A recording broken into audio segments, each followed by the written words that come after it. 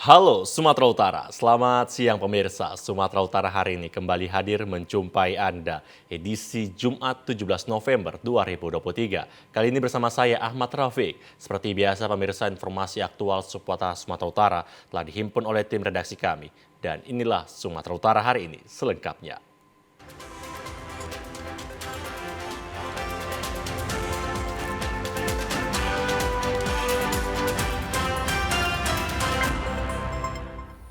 Kita awali informasi pertama pemirsa, hujan deras yang mengguyur kota Penyambungan Mandailing Natal sejak sore hingga malam menyebabkan ruas jalan protokol William Iskandar Pasar Lama Penyambungan tergenang banjir.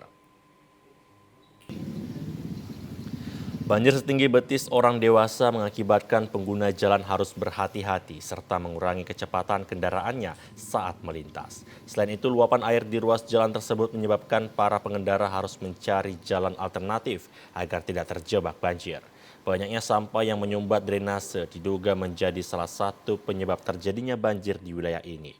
Untuk mengatasi banjir, Lurah Penyambungan 3 dan Kelurahan Penyambungan 2 menggerahkan petugas kebersihan untuk membersihkan sampah yang tersumbat di saluran parit agar air cepat surut.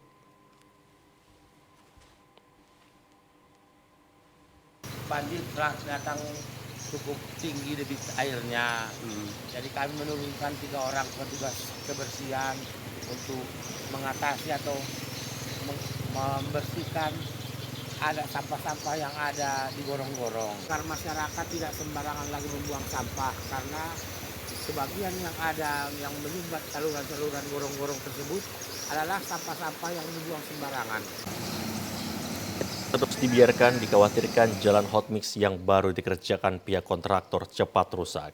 Masyarakat dihimbau untuk tidak membuang sampah sembarangan ke dalam parit agar banjir tidak kembali terjadi. Pemirsa, banjir yang menggenang di Desa Sugiharjo, Kecamatan Batangkuis, Kabupaten Deli Serdang, disebabkan jebolnya tanggul Sungai Buncong. Hal ini berdampak terhadap rusaknya perabotan rumah tangga warga. Pasca hujan deras yang terjadi 4 hari lalu di Desa Sugiharjo, Kecamatan Batangkuis, beberapa kawasan hingga kini masih tergenang air. Air Sungai Buncong melimpah ke anak sungai hingga menggenangi permukiman dan lahan pertanian warga. Dampak dari banjir ini, banyak barang-barang milik warga rusak, seperti buku-buku anak sekolah dan perabotan rumah tangga. Pasca terjadinya banjir, sejumlah warga saat ini tengah melakukan pembersihan rumah dan tempat ibadah. Kepala Pelaksana Penanggulangan Bencana Daerah Kabupaten Deli Serdang, Amos F. Karokaro, mengatakan penyaluran bantuan berupa dapur umum dan posko kesehatan masih disiagakan. Namun jika esok hari cuaca telah membaik dan air sudah tidak menggenangi rumah warga, maka posko dan dapur umum akan ditutup. Hari ini kita sudah koordinasi dengan PU, SDA BMBK Kabupaten Deli Serdang dan BWS 2 Provinsi Sumatera Utara juga sudah ke lokasi untuk mengecek dan mengantisipasi daripada tanggul yang jebol. Dan perlu disampaikan juga bahwasanya sampai hari ini kegiatan belajar mengajar bagi sekolah dasar negeri seperti terlihat di belakang ini masih kita liburkan sampai hari ini sambil menunggu air surut baru kita aktifkan kembali sekolah. Sementara salah seorang warga, Ibu Kamisah, mengatakan pemerintah harus dapat mencarikan solusi agar wilayah ini tidak lagi menjadi langganan banjir yang membuat aktivitas masyarakat menjadi terganggu.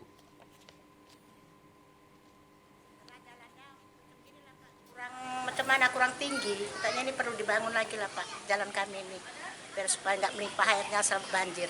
Ini nanti 1 minggu baru selesai nanti banjirnya Pak. Rumah pecah-pecah, semen pecah-pecah, macam WC itu pun nggak bisa dipakai, hancur semua. Harapannya bantuan lah dari atasan ya kan, biar supaya turun, jalan ini dibenahi. Saat ini penyaluran bantuan ke masyarakat hanya berupa makanan siap saji, susu, dan obat-obatan. Warga berharap adanya bantuan lainnya akibat dampak banjir tersebut. Pemirsa, pasca diterjang banjir bandang Senin malam lalu, ribuan warga yang terdampak banjir dari 4 desa di Kecamatan Harian, Kabupaten Samosir, mengungsi ke lokasi yang disediakan pemerintah Kabupaten Samosir. Berdasarkan data dari pemerintah Kabupaten Samosir, 1.000 kepala keluarga dari 4 desa terdampak banjir menempati lokasi pengungsian rumah warga serta gereja Katolik di pintu Batu Desa Rianiate, Kecamatan Pangururan. Para pengungsi tersebut terdiri dari anak-anak, orang tua, dan lansia. Masyarakat yang tinggal di lokasi pengungsian setiap pagi berangkat menuju desa tempat tinggal mereka untuk melakukan aktivitas bersih-bersih dan beradang dan kembali ke pengungsian pada sore hari. Salah seorang warga desa Siparmahan, Sartika Sihotang, mengatakan setelah selesai beraktivitas di desa, ia kembali ke tempat pengungsian bersama keluarga setiap sore dengan menggunakan kapal menyeberangi Danau Toba sesuai himbauan pemerintah. Sesuai dengan himbauan Bapak Kepala Desa, kemungkinan karena kejadian terjadi banjir bandang, jadi kami dihimbau sama pemerintah desa untuk mengungsi. Sore kembali ke tenda, ke tempat pengungsian. Iya, sore. Kalau pagi? Pagi pulang ke rumah masing-masing. Bersama keluarga ini? Iya, ada berdua suami, anak, sama keluarga semua. Sebelumnya 4 desa di Kenegrian Sihotang, Kecamatan Harian diterjang banjir bandang yang membawa material lumpur bebatuan dan kayu gelondongan pada Senin malam lalu. Curah hujan yang masih tinggi menjadi alasan pemerintah daerah untuk mengungsikan warga korban banjir. Pemirsa, jalan lintas Sumatera, Medan Padang yang tertimbun material longsor di Desa Muara Mais, Kecamatan Tambangan, Mandeling, Natal, sudah dapat dilalui kendaraan dengan sistem buka tutup jalan. Badan Penanggulangan Bencana Daerah berkoordinasi dengan Dinas Pekerjaan Umum Mandeling, Natal menurunkan 2 alat berat ekskavator untuk membersihkan material lumpur dan bebatuan yang menutupi ruas jalan lintas Sumatera di Desa Muara Mais, Kecamatan Tambangan, Kabupaten Mandeling, Natal. Longsor yang terjadi pada pukul 1 dini hari kemarin sempat membuat arus lalu lintas lumpuh total selama 12 jam. Petugas Satuan Lalu Lintas Polres Mandeling, Natal menerapkan sistem buka tutup jalan sehingga kendaraan roda 2 dan 4 dapat kembali melintas. Setelah 3 jam dilakukan pembersihan, arus lalu lintas kembali normal. Dari Siborong-Borong mau balik kampung ke Sumatera Barat. Kami ada macet. Macet kenapa? Dari jam 6 pagi lah sampai sekarang ini. Ada tanda longsor. Ada longsor. Masih nunggu ini ya sampai Iya. selesai. Kapan pun siapnya kan menunggunya. Kalau balik nanggu jauh juga. Sebelumnya hujan deras yang mengguyur wilayah ini sejak 3 hari lalu menyebabkan tanah tebing longsor. Para pengendara yang melintasi jalur tersebut dihimbau untuk meningkatkan kewaspadaan sebab wilayah Kecamatan Tambangan dan Kota Nopan rawan longsor. Sementara itu pemirsa, 10 unit rumah semi permanen di kawasan padat penduduk Desa Wonosari, Kecamatan Sinunukan, Mandeling, Natal terbakar. Api diduga berasal dari korsleting listrik pada plafon atap rumah. Warga yang melihat gumpalan asap tebal langsung berhamburan menuju lokasi untuk membantu memadamkan kobaran api yang berasal dari salah satu rumah warga. Proses pemadaman sempat terkendala sebab warga kesulitan mendapatkan air untuk memadamkan api.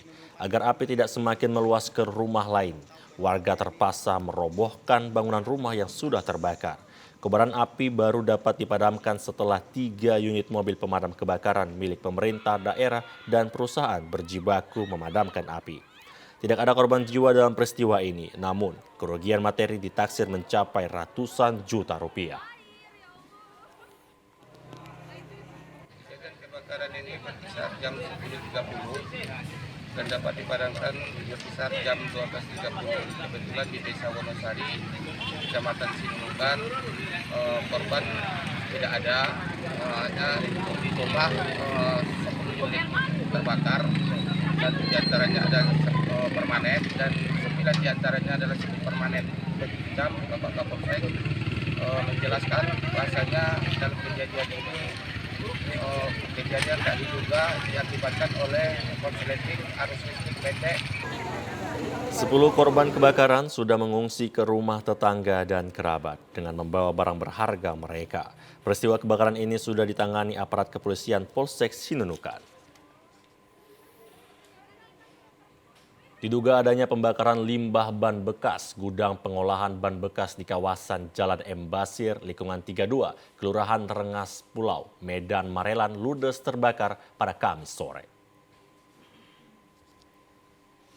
Angin kencang dan banyaknya bahan mudah terbakar membuat api semakin membesar dan nyaris merembet ke rumah penduduk. Warga yang panik pun berusaha memadamkan api dengan alat seadanya. Dek lama kemudian 11 unit mobil pemadam kebakaran dari Pemkop Medan dibantu Kabupaten Deli Serdang diturunkan untuk menjinakkan api. Kepala UPT Damkar Kota Medan, Muhammad Yunus mengatakan hingga saat ini petugas masih melakukan pendinginan di lokasi. Kami laporkan bahwa masih tahap pendinginan ya. Jadi lokasi kebakaran ada berada di Jalan M. Basir, lingkungan 32, Kelurahan Rengas Pulau, Medan Marelan. Jadi lebih kurang 11 armada yang kami turunkan hingga hari ini. Objek yang terbakar ini adalah gudang ya, tempat penyimpanan ban bekas. Sehingga memang kami kesulitan dalam melaksanakan pemadaman. Dan untuk hasil dari investigasi yang dilakukan bahwa belum ada korban jiwa maupun luka yang kami temukan. Petugas kepolisian Polsek Medan Labuhan masih menyelidiki penyebab kebakaran dengan memeriksa sejumlah saksi dan pemilik gudang. Tidak ada korban jiwa akibat peristiwa ini, namun kerugian diperkirakan mencapai ratusan juta rupiah.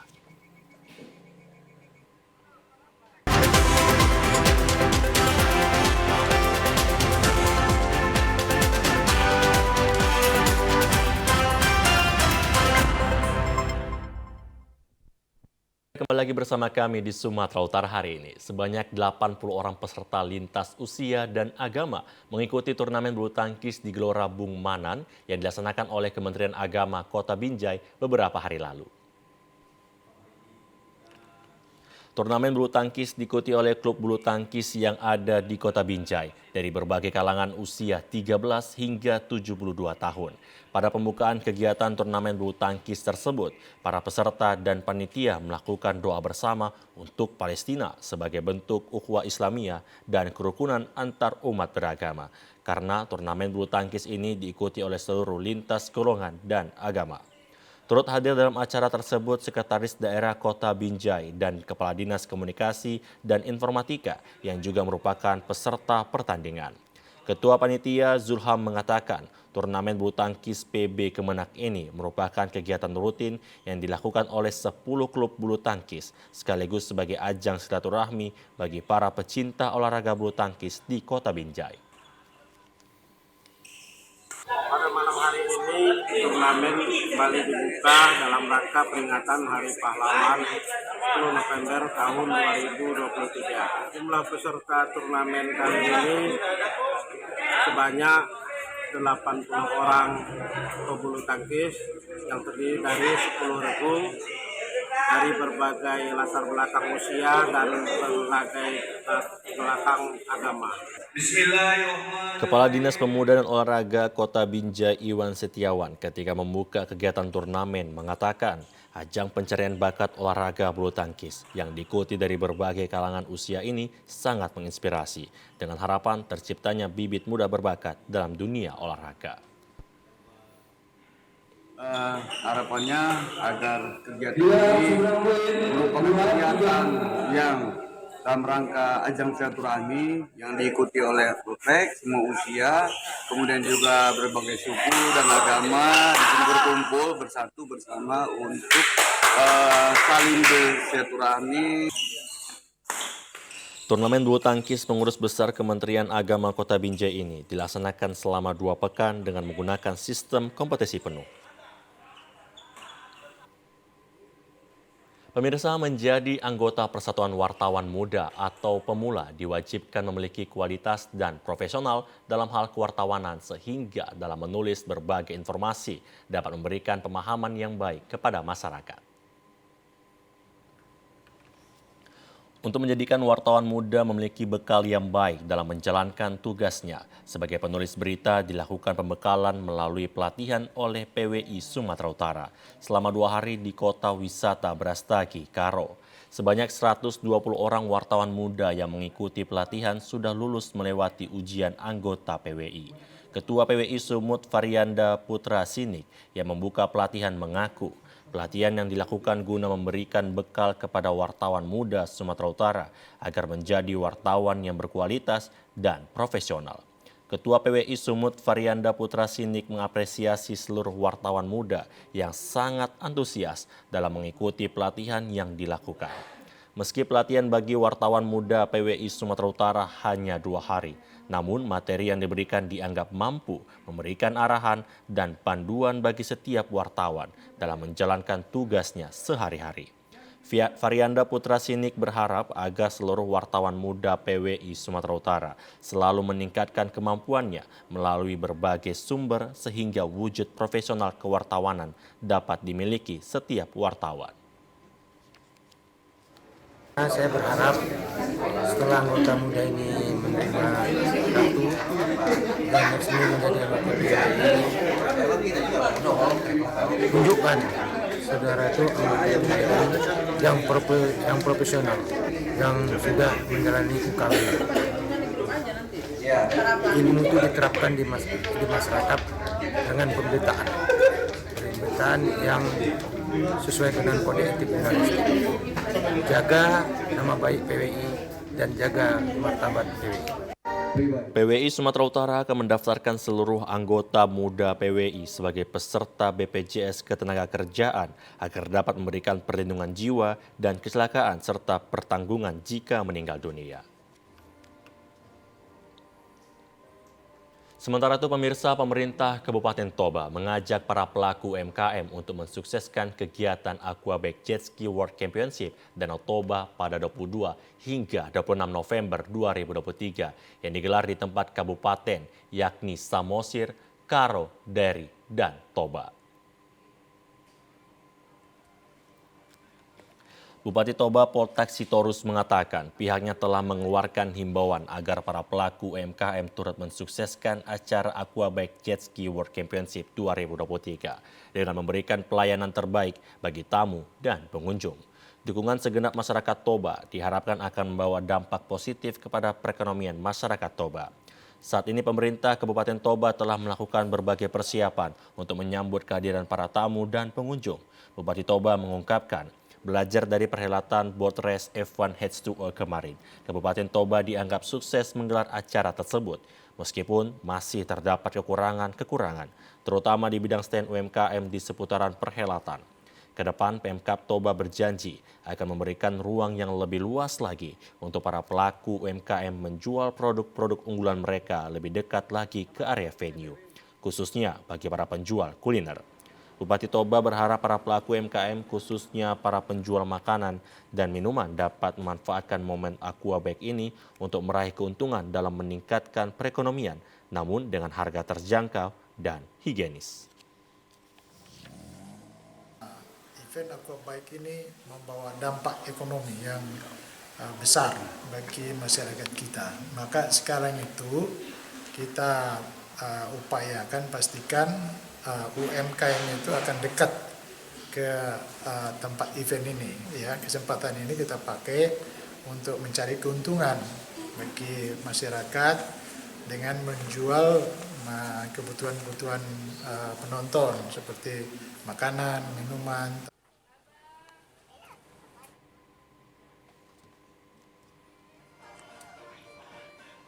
Berdasarkan hasil survei status gizi Indonesia SSGI, angka stunting di Kabupaten Toba mencapai 24,8%. Namun dari hasil pengukuran yang dilakukan Dinas Kesehatan Toba hingga bulan Agustus 2023, angka prevalensi stunting turun menjadi 7,35%. Kepala Dinas Pengendalian Penduduk dan Keluarga Berencana Kabupaten Toba, Juliwan Hutapea, pada Forum Koordinasi Percepatan Penurunan Stunting 2023 di Laguboti, Kabupaten Toba, mengatakan angka tersebut menurun signifikan jika dibandingkan data dari SSGI tahun 2022 lalu. Julian menjelaskan dalam upaya penanganan percepatan penurunan stunting di Kabupaten Toba, pihak Dinas Pengendalian Penduduk dan Keluarga Berencana tahun ini telah menerima penambahan anggaran guna sosialisasi di setiap kecamatan hingga pedesaan.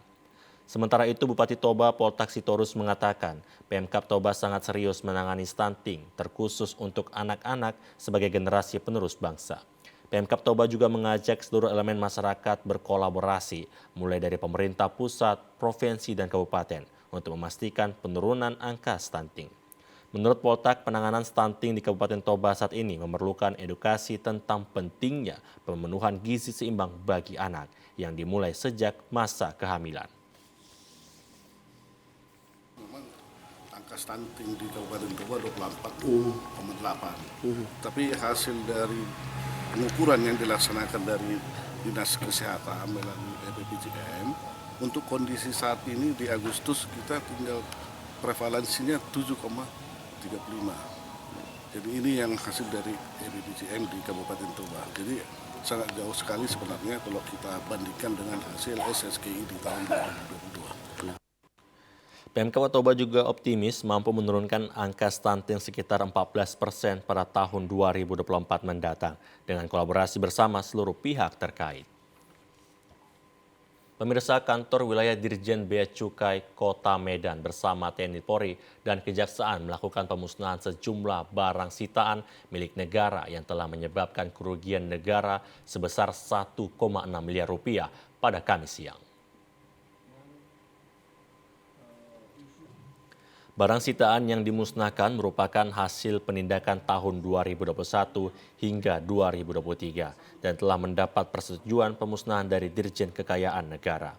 Adapun barang-barang yang dimusnahkan diantaranya 2 juta batang lebih rokok, 43.000 gram tembakau iris, 105.000 ml minuman mengandung alkohol, 51 bal pakaian bekas, serta 600 bungkus obat-obatan. Seluruh barang bukti hasil sitaan ini kemudian dimusnahkan dengan cara dihancurkan dan dibakar. Sementara barang ilegal berbahan keras dimusnahkan dengan cara dipotong menggunakan mesin gerindra. Kekanwil Bea Cukai Sumut Berprajia mengatakan pemusnahan yang dilakukan merupakan fungsi tugas dari Bea Cukai untuk melindungi masyarakat dari barang-barang ilegal. Selama 2 tahun sudah 36 berkas yang diproses hukum oleh jaksa penuntut umum.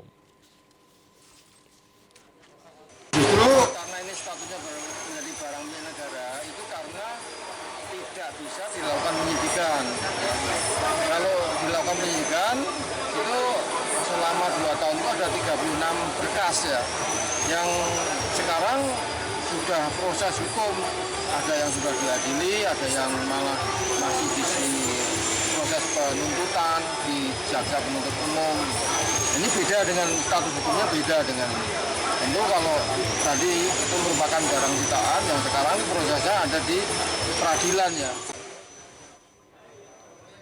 Berkurangnya pasokan beragam jenis cabai di pasar tradisional ADS Jalan Pancing 1 Martubung, Kecamatan Medan Labuhan, menyebabkan harga cabai merah di pasar tersebut mengalami kenaikan. Harga cabai merah di pasar tradisional ADS terpantau naik sebesar Rp40 hingga Rp65.000 per kilogramnya. Sementara cabai rawit naik sebesar Rp35 hingga Rp40.000 per kilogram. Para pedagang di pasar tradisional ADS Sekawati mengatakan kenaikan harga sejumlah kebutuhan bahan pokok yang diduga disebabkan banyaknya para petani yang mengalami gagal panen akibat faktor cuaca. Selain itu, harga pupuk dan obat tanaman juga turut naik. Cabenya sekilonya berapa? 60. 60. Sebelumnya berapa, Kak? Paling 40. 40 ya. 7.000. Iya. Kalau nggak habis kita yang rugi. Karena kan susut gitu cabenya. Ya jangan terlalu mahal tapi jangan terlalu murah cabenya gitu. Kalau terlalu mahal pun kita pun mau membeli nggak ada modal. Iya, terlalu mahal. Kalau terlalu murah petani yang kasihan. Tapi semua harus turun mah. Karena berapapun modal yang masuk nggak cukup. Semoga kan pemerintah menurunkan bahan pokok. Tapi kata Jokowi, kalau cabai nggak ada pengaruh dari dia ya. Iya, Bu. Petugas pemantau harga barang kebutuhan pokok terus melakukan pemantauan harga dan ketersediaan kebutuhan pokok di pasar tradisional ADS. Pemirsa, pasca matinya satwa langka harimau Sumatera bernama RH menimbulkan reaksi beragam dari masyarakat. Diduga kondisi medan zoo yang kotor, rusak dan tidak terawat membuat harimau tersebut jatuh sakit hingga tewas. Saat ini satwa koleksi Medan Zoo satu persatu mulai berkurang. Terlihat dari banyaknya kandang satwa yang kosong. Kedatangan pengunjung ke Medan Zoo disambut oleh berbagai jenis burung, diantaranya jenis lovebird, kakatua, dan kangkareng perut. Sayangnya saat pengunjung akan melanjutkan perjalanan mengelilingi hutan Medan Zoo, pengunjung disambut dengan beberapa lapak jualan yang ditutup, rusak, dan roboh. Selain itu juga banyak ditemukan kandang yang kosong dan rusak. Kondisi satwa monyet jenis owa juga tidak terawat. Tidak jauh dari owa terdapat kandang buaya muara dan irian dengan kondisi kolam tanpa air. Pengunjung pun disambut dengan kondisi kandang kera putih yang tidak terawat. Kini pengunjung hanya melihat beberapa satwa favorit, yakni gajah, harimau, dan orangutan. Pasca pandemi COVID-19, satwa di Medan Zoo mulai tidak terawat akibat kekurangan dana. Hingga kini belum ada pihak manapun yang serius untuk bekerja sama dengan Pemko Medan dalam mengelola Medan Zoo. Kondisi Medan Zoo memprihatinkan ini membuat pengunjung menjadi sepi. Salah seorang pengunjung, Rapli, berharap Pemko Medan segera memperhatikan satwa koleksi Medan Zoo agar pengunjung tidak kecewa. Banyak yang rusak, terus nggak terawat lagi, dan terus banyak binatangnya yang udah nggak ada sama sekali dalam kandangnya. Dan tuh binatangnya kayak kurus. Iya, kan? kayak tadi harimau lihat. Iya, harimaunya. Karena juga pernah ke kebun binatang yang lain di Siantar kayak lebih terawat dibanding. Kayaknya wajar sih kalau mati, soalnya kondisi itunya juga. Tempat kandangnya tinggi-tinggi, nggak layak. Semoga lebih kayak memperhatikan tempat-tempat di sini maupun binatangnya, karena kasihan juga ke binatangnya maupun nanti pengunjung-pengunjung yang datang jadi kecewa. Pemko Medan saat ini masih menunggu jawaban atas rencana kerjasama dengan Ras Entertainment Raffi Ahmad yang sebelumnya berniat untuk mengelola Medan Zoo.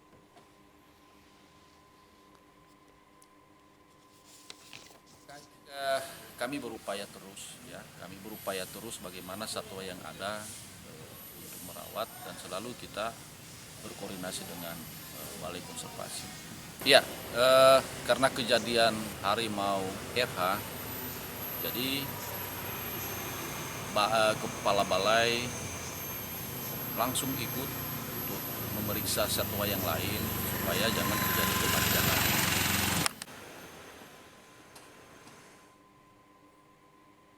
Pemirsa, informasi tadi mengakhiri perjumpaan kita di Sumatera Utara hari ini. Mewakili kerabat kerja yang bertugas, saya Ahmad Rafiq mengucapkan terima kasih atas perhatian dan kebersamaan Anda. Selamat siang dan sampai jumpa.